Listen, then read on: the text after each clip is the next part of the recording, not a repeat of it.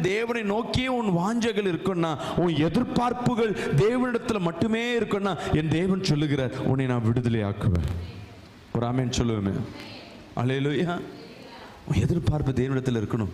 தேவனை செய்ய வரா. பவுலும் சீலாவும் சிறைச்சாலையில் சீஷர்கள் அடைக்கப்பட்டிருக்காங்க. அவங்களுக்கு ஜெபம். இவர்களுக்காக என்ன பண்றாங்க? சபையில் இருக்கவங்க ஜெபம் பண்றாங்க. வாஞ்ச மனுஷன் மேல அந்த அரசன் கண்கள் திறக்கணும்னு இல்லை, யாரையாவது போய் சிலையில போய் உடைச்சு அவரை கூட்டிட்டு வரணும். அவங்களுக்கு என்ன இல்லை, நாளைக்கு அவங்க மரிக்க போறாங்க, மரண தண்டனை. இன்னைக்கு நான் ஜெபிப்போம். அல்லேலூயா. சிறைச்சாலைக்குள்ள இருக்கவங்க ஜெபிக்கிறாங்க. யாரை நோக்கி? என் பரம தகப்பனை நோக்கி. அல்லேலூயா. விசுவாசிகள் ஜெபிக்கிறாங்க. 2 ஜெபத்தையும் கேட்டு பரத்திலிருந்து ஒரு தேவ தூதனை தேவன் என்ன பண்றாரு?